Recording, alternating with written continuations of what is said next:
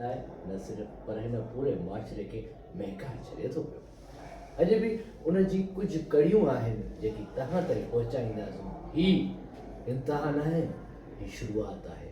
शुरूआत अहिड़ी हिकु ख़ूबसूरत माशरे जी, हिकिड़े ख़ूबसूरत मुस्तक़बिल जी, ऐं उन मुस्तक़बिल सां जंहिंसां तव्हां जूं नस्लूं वाॻियल आहिनि। अचो त अॼु स्टूडेंट सोसाइटी में तव्हांखे मालूमात ॾींदासीं चिराग से Chirag youth leadership and civic engagement programme. इन ज़रिए नौजवाननि जे किरदार खे बिल्डअप करणु ऐं पंहिंजे वोट जे सही इस्तेमाल जे बारे में ॿुधायो वञे थो। मूं छा चयो? पंहिंजे वोट जे सही माना त तव्हां इन सिलसिले में असां वटि हिते ट्रेनर मौजूदु आहिनि। अचो त उन्हनि सां कचेरी कयूं। असांजो ऑर्गेनाइज़ेशन रिलेटेड आहिनि त उन जी ज़िमेदारियूं संभालींदो आहियां। हिन प्रोजेक्ट जे हवाले सां जेका डिस्कशन हीअं थी आहे पंहिंजी मतिलबु काफ़ी तफ़सीली उते ॻाल्हि ॿोल कई आहे।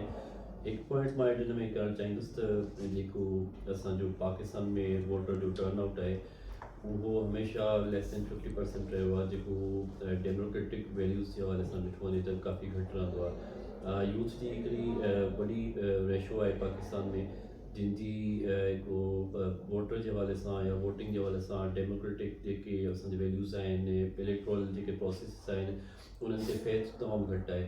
सो हिन 2 days जी ट्रेनिंग में जेके कंपोनेंट आहिनि, जेके सेशन्स आहिनि, उहे इन्हनि जी सभिनी शयुनि ते मुनसिर आहिनि त जंहिंमें असां उन्हनि खे इहो ॿुधाए सघूं त जेके बेसिकली जेके असांजो NIC आहे उनजो मक़सदु छा आहे, उनजो अहमियत छा आहे। उन खां पोइ NIC जे थ्रू असां जेको अहलियत हासिलु कयूं था वोटिंग जे लाइ, त उन वोट जी छा अहमियत आहे, वोट कहिड़ो रोल अदा करे थो असेंबलीज़ में, पार्लियामेंट में, लेजिस्लेशन में। सो इन वोटिंग जे सिस्टम में जो के मिथ्स आहिनि आवाम जूं, ख़ासि तौर ते यूथ जूं, जेके इन्हनि असांजे इलेक्शन्स खां ऐं जेके वोटर सिस्टम्स खां जेके बिल्कुलु परे आहिनि, उन्हनि जो पहिरियां त उन्हनि जी मिथ्स खे ख़तमु कजे ऐं जेके उन्हनि में क़ाइदाना सलाहियतूं आहिनि उन्हनि खे उभारजे ऐं उन्हनि खे इन ॻाल्हि ते क़ाइल कजे त न सिर्फ़ु वोट ॾियणु सुठी ॻाल्हि आहे ऐं असांजी ज़िमेदारी आहे, बल्कि इलेक्ट्रोल प्रोसेस में अॻिते वधी करे हिसो वठण बि जेको असांजी ज़िमेदारी आहे। सो इहो नंढी जेका सिंधी में असां चवंदा आहियूं लाट खां लाट ॿारणु। सो उहो लाट खां लाट ॿरे थी पई। पहिरां हिन सिलसिले में मास्टर ट्रेनर्स जे थ्रू ट्रेनिंग थी आहे।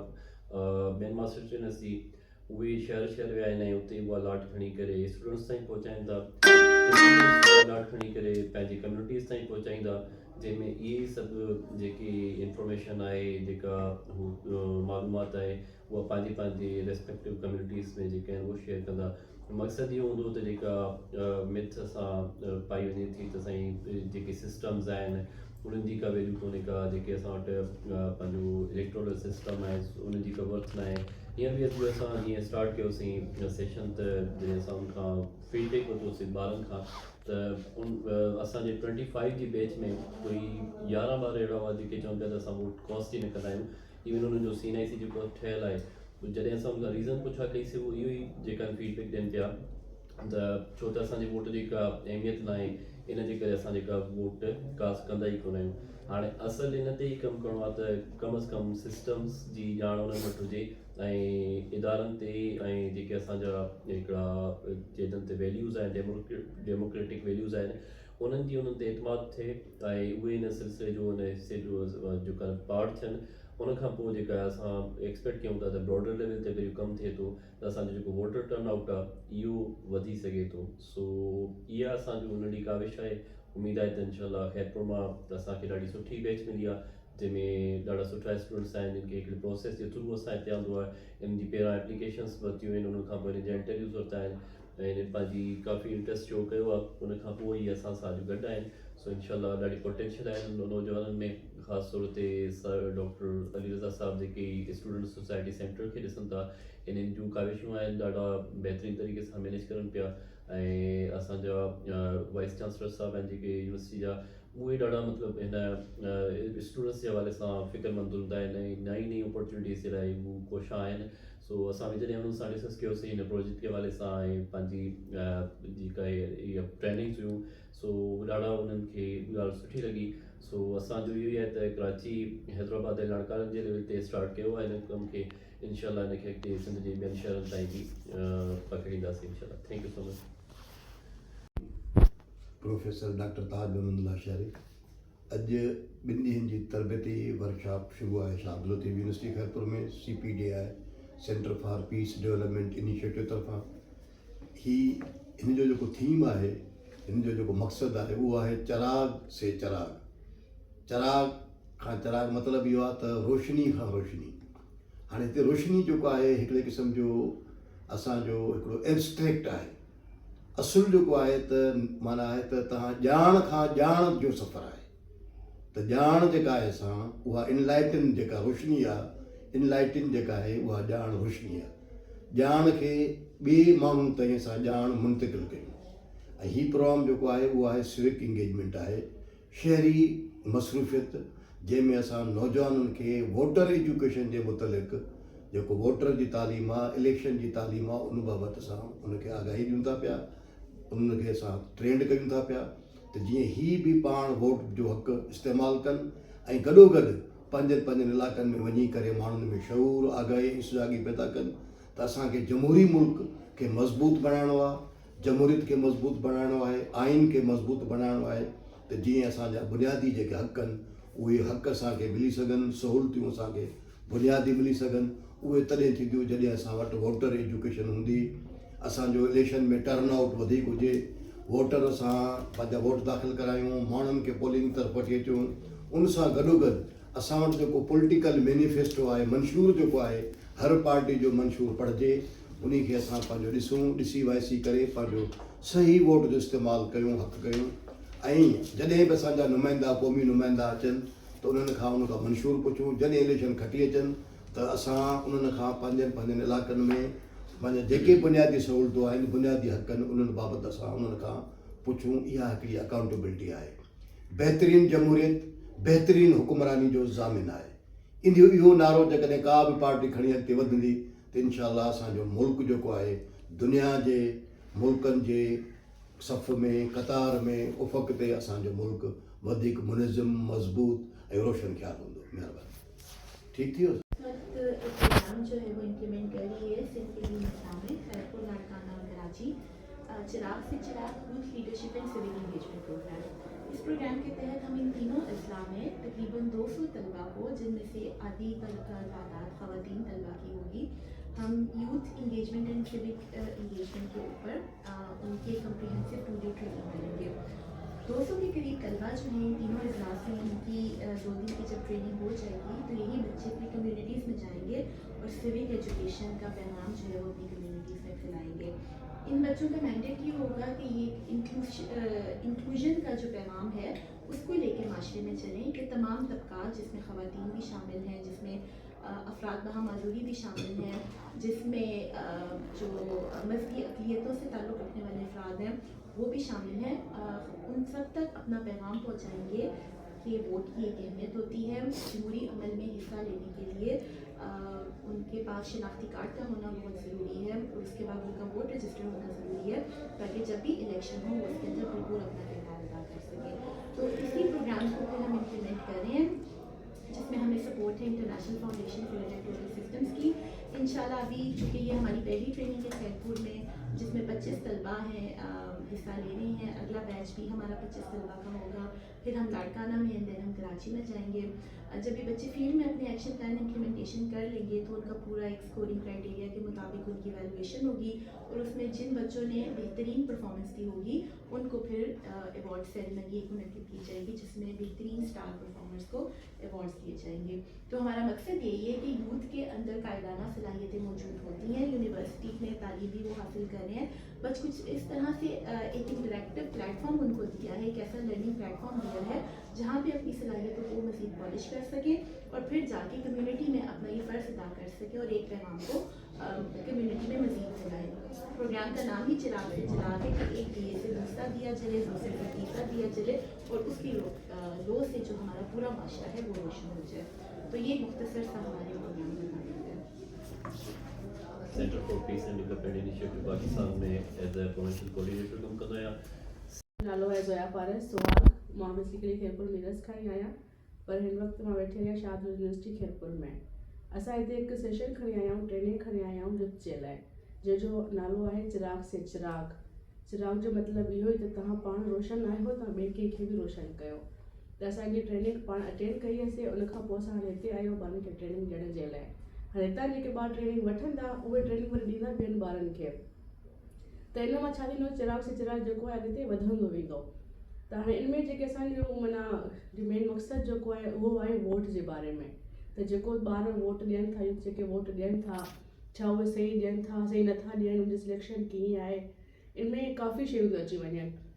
जीअं इहो आहे त माना अॼुकल्ह जीअं यूथ में काफ़ी एडुकेट थी विया आहिनि, उन्हनि खे शऊर अची वियो आहे। त हो कुझु ॿार जेके फैमिली मेंबर्स में जीअं हूंदो आहे न, त हिन ॻोठ जा माण्हू हिन खे वोट ॾींदा, हिन जा हिन खे ॾींदा, ॿारनि ते बि हूंदो आहे त भई असां हिननि खे वोट ॾींदा आहियूं त हिननि खे ई वोट ॾियो। त हुन मां हिकु ॿ अहिड़ो हूंदो आहे ॿार ज़रूरु जेको चवंदो आहे त न हे सही माण्हू न आहे, हे सही आहे, मूंखे हिन खे वोट ॾियणु खपे। त असां इन जे लाइ हे प्रोग्राम खणी आया आहियूं ताकी ॿारनि में शौर अचे ऐं पंहिंजे घर वारनि खे ॿुधाइनि ऐं उन मां पंहिंजे ॻोठ खे मोहल्ले खे जिथे बि आहिनि सभिनि खे ॿुधाइनि त जेको सही हक़दारु आहे वोट जो तव्हां उनखे ई वोट ॾियो, ताकी जेके असां लीडर्स में चूज़ कयूं था उहे लीडर सुठा अचनि ऐं असांजे सोसाइटी लाइ, असांजे ॻोठ लाइ, असांजे पंहिंजे लाइ उहे कमु कनि। सिर्फ़ु अगरि मतिलबु शुरू खां वठी इहो त हलंदो अचे त जेको ॾाढो हुयो पहिरियां उहो हुयो सियासत में, वरी उनखां पीउ अची वियो, पुटु अची वियो, त ॿिए कंहिंखे मौक़ो मिले ई नथो। त हाणे ईअं बि थी सघे थो त जेके नौजवान हितां असां ट्रेनिंग्स वठी वञनि, हुन में काफ़ी शौर अची वेंदो, पाण बि ॾींदा ट्रेनिंग्स हुन में, त मे बि हुन मां कोई अहिड़ो ॿार बि निकिरी पवे जेके पाण इलेक्शन्स में उथनि ऐं पंहिंजा वोट वठनि, पंहिंजे हक़ लाइ ॻाल्हाए सघनि। मेन मक़सदु इहो पंहिंजे हक़ लाइ ॻाल्हाइणु। त इन जो सॼो मक़सदु असांजो इहो ई आहे त पंहिंजे हक़ लाइ ॻाल्हायो ऐं वोट जो सही इस्तेमालु कयो, सही माण्हुनि खे ॾियो ताकी तव्हांजो फ्यूचर जेको आहे ब्राइट थी सघे। ऐं असांखे जेको आहे मां ट्रेनिंग असां स्टार्ट कई आहे, ॿारनि जो आउटपुट असांखे इलाही सुठो मिलियो आहे, ॿारनि में इलाही सुठी में एजुकेशन अची वई आहे। त माना असां जेको वोट कास्ट कयूं था उहो असांजे ॾे फैमिली प्रेशर सां बि कंदा आहियूं ऐं इलाइक़े जे हिसाब सां बि कंदा आहियूं। छाजे लाइ कंदा आहियूं, सिर्फ़ु इन लाइ कंदा आहियूं त जेको असांजो पॉलिटिशियन हूंदो असांखे सपोर्ट कंदो, असांखे नौकरियूं ॾींदो, असांखे रस्ता ठाराए ॾींदो, बट इहो थींदो कुझु बि न आहे। वोट टाइम सभु ज़िंदा थींदा आहिनि, वोट खां पोइ जेके सभु गाइब थी वेंदा आहिनि। त इनशाला उमेदु इहा ई आहे त इन मां काफ़ी न काफ़ी बहितरी अची वेंदी। Thank U. नौजवानों जेके तव्हां ट्रेनिंग जे बारे में पूछणु आहे, ॾिसूं त शागिर्दनि छा छा पहुचाइण जा मालूमात बास्केट जी बस। सभ खां पहिरियों त क्वेश्चन इहो आहे त डेमोक्रेसी आहे छा? छो त हीअ ॾिसो असांजे शहर चराग से चराग मेन कंपोनेंट आहे उहो सिविक इंगेजमेंट आहे। इंगेजमेंट में गुड गवर्नेंस सां रिलेटेड या जेको माण्हुनि खे जेका ECP जी जो इलेक्ट्रल लिटरेसी जेको आहे ऐं उन्हनि खे ॿुधाइण इहो चाहियूं था त जेको आहे तव्हांजी इंगेजमेंट सां जेके माण्हू डिप्राइव्ड आहिनि, मार्जिनलाइज़ ग्रुप आहिनि, उहे कीअं माना तव्हांजी एक्टिविटीज़ या because you are the youth and you are the leadership skills, तो हिननि खां मां क्वेश्चन कंदुमि एंड जेको आहे यस। तो हीअ जेको तव्हां टर्म ॾिसो था understanding democracy, what does it mean? Yes नालो खणी जवाब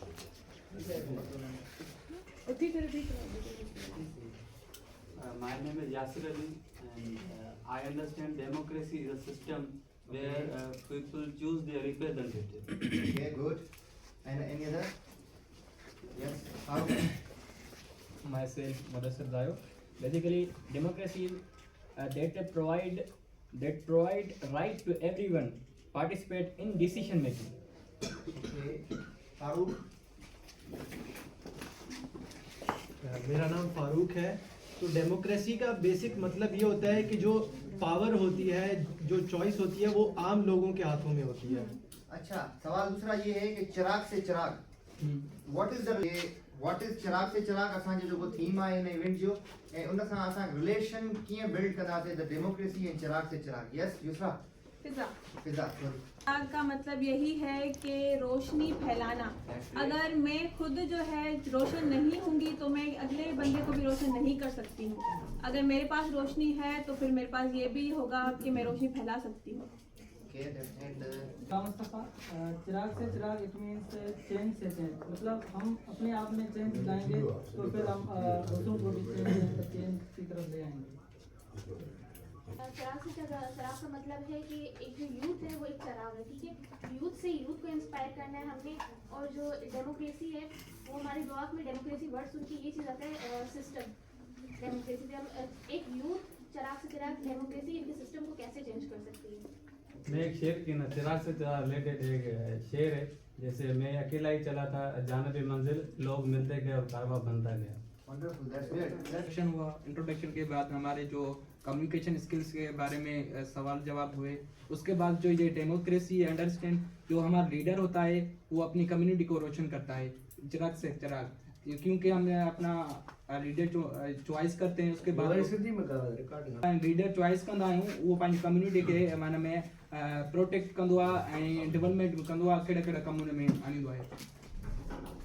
बेसिकली चिराग से चिराग जो मतिलबु जीअं रोशनीअ खां अॻिते रोशनी, हिन मतिलबु ईअं आहे बेसिकली सम्झो जीअं तव्हां जेका नॉलेज आहे उहा तव्हां ॿियनि खे ॿुधायो, हिकु जेकी तव्हां आहे नॉलेज उहा ॿियनि खां करायो। जीअं चिराग जो मिसाल वठो, तव्हां हिकु चिराग हूंदो हुन मां ॿिए चिराग खे ॾेखारींदा आहियो, ईअं तव्हां पंहिंजी जेकी नॉलेज आहे उहा ॿियनि सां शेयर कयो, इन जो मतिलबु चिराग से चिराग है। डेमोक्रेसी का ये ही रीज़न है कि अगर मैं अपने आप को चिराग समझती हूँ तो मेरे पास राइट है कि हाँ मैं अपने माहौल को रोशन कर सकती हूँ, अपनी यूथ को रोशन कर सकती हूँ, और मेरे पास हक है कि मैं वोट दूँ और अपने माहौल को रोशन करने के लिए जो है ना अपनी यूथ को और मोटिवेट करूँ कि हाँ आप लोगों के पास भी हक है अपना लीडर चूज करने के लिए। वो आहे त माण्हू पंहिंजो पाण खे सुञाणे, जेसी ताईं तव्हां पंहिंजो पाण खे सुञाणींदव कोन, एसी ताईं ॿियो कंहिंखे तव्हां सुञाणण जी सलाहियत हूंदी न। जेसी ताईं तव्हां में पाण में जेका एबिलिटी आहे, पाण में जेके शयूं आहिनि उन्हनि खे तव्हां सुञाणींदव, तॾहिं अॻिते वधी था सघो। ऐं तव्हां जॾहिं इहो सम्झंदव त भाषा बि तव्हांजी ताक़त करे थी सघे, तॾहिं तव्हां पाण भाषा हो, तव्हां पाण भाषा घर आहियो। इन जे करे पंहिंजे वोट जो, पंहिंजी तकदीर जो, पंहिंजे मुस्तक़बिल जो सही इस्तेमालु कयो, पाण खे सुञाणो, माशरे खे मुस्तक़बिल खे पंहिंजे खे रौनक कयो। महिरबानी।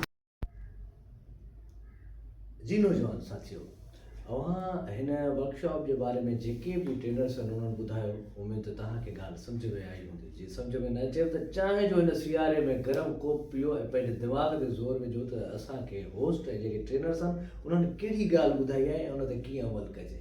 जॾहिं तव्हां अमल कंदव तव्हांजी पंहिंजी ज़िंदगी ॾाढी सुहिणी गुज़रंदी, ऐं अमल करण सां ई त असल दिमाग़ जी नशोनुमा थींदी आहे। तव्हां पंहिंजे मुस्तक़बिल खे रोनकारो कंदव। ही जेके भी ट्रेनर्स आहिनि या जेके स्टूडेंट जन ताईं मालूमात पहुची, इन्हनि खे पहुचाइण जो मक़सदु इहो आहे त तव्हां पाण खे सुञाणो, पंहिंजे हथ जी ताक़त खे सुञाणो, पंहिंजे ज़हन जी हमहंगी खे सुञाणो। जॾहिं इन्हनि शयुनि खे तव्हां सुञाणींदव तॾहिं हिकिड़ो ताक़तवर माशरो पैदा करे सघो था, जेको माशरो हूंदो ख़ुदि मुख़्तियार, ऐं उन ख़ुदि मुख़्तियार माशरे में तव्हांखे सुकून जो साह खणण जो उहो सवाबु मिलंदो जेको तव्हांजो नस्लूं तव्हांखे दुआऊं कंदियूं। इन जे करे इन ते छो न तव्हांजे रूह खे ग़िज़ा ॾियण जे लाइ हिकिड़ो ॿुधूं था ख़ूबसूरत गीत। ख़ूबसूरत गीत तव्हां ॿुधो ऐं तव्हांजी समातुनि ताईं ऐं तव्हांजी रूह जी ग़िज़ा खे हिन महकाए छॾियो। त मौसम ई कुझु अहिड़ो आहे, सियारे जी मौसम हुजे ऐं दिमाग़ बाग बहार न हुजे, इहो कीअं थो थी सघे। पर सियारो जॾहिं कुझु संजीदा थी वेंदो आहे न, पोइ वरी घर खां ॿाहिरि निकिरणु मुश्किल थी वेंदो आहे। पर तव्हां हौसलो न हारियो, घर खां ॿाहिरि निकिरो ऐं ॾिसो त नौजवान केतिरी तरक़ी करे रहिया आहिनि। ख़ासि करे शाह अब्दुल लतीफ़ यूनिवर्सिटी जी हिन स्टूडेंट सोसाइटी में जेके मुख़्तलिफ़ क़िस्मनि जा प्रोग्राम थी रहिया आहिनि, जंहिंमें स्टूडेंट जी न सिर्फ़ु जिस्मानी पर ज़हनी जेका हमहंगी आहे ऐं हुननि जी जेका परवरिश आहे उहा केतिरी मुस्बत तरीक़े सां कई थी वञे। इन जे करे पाण खे मज़बूत बणायो ऐं अहिड़ा प्रोग्राम अटेंड कयो जंहिंसां तव्हांखे कुझु सिखण जो मौक़ो मिले, छो जो किताब तव्हांजा बहितरीनु दोस्त आहिनि। इन ते प्रोग्राम नई टई भाॼी पुॼाणी ते पहुतो। पंहिंजे मेज़बान फ़हीम जया भुटो सां गॾु स्टूडियो इंजीनियर अब्दुल मजीद कटवर ऐं हिन प्रोग्राम जे पेशकार नज़ीर अहमद गिलाल खे ॾींदा इजाज़त। अल्लाह भाई न सिर्फ़ु पर हिन पूरे माशरे खे महकाए छॾे थो पियो। अॼु बि उन जी कुझु कड़ियूं आहिनि जेकी तव्हां ताईं पहुचाईंदासीं। ही इंतिहा न आहे, ही शुरूआत आहे। शुरूआत अहिड़ी हिकु ख़ूबसूरत माशरे जी, हिकिड़े ख़ूबसूरत मुस्तक़बिल जी, ऐं उन मुस्तक़बिल सां जंहिंसां तव्हां जूं नस्लूं वाॻियल आहिनि। अचो त अॼु स्टूडेंट सोसाइटी में तव्हांखे मालूमात ॾींदासीं चिराग से Chirag youth leadership and civic engagement programme. इन ज़रिए नौजवाननि जे किरदार खे बिल्डअप करणु ऐं पंहिंजे वोट जे सही इस्तेमाल जे बारे में ॿुधायो वञे थो। मूं छा चयो? पंहिंजे वोट जे सही माना त तव्हां इन सिलसिले में असां वटि हिते ट्रेनर मौजूदु आहिनि, अचो त उन्हनि सां कचेरी कयो।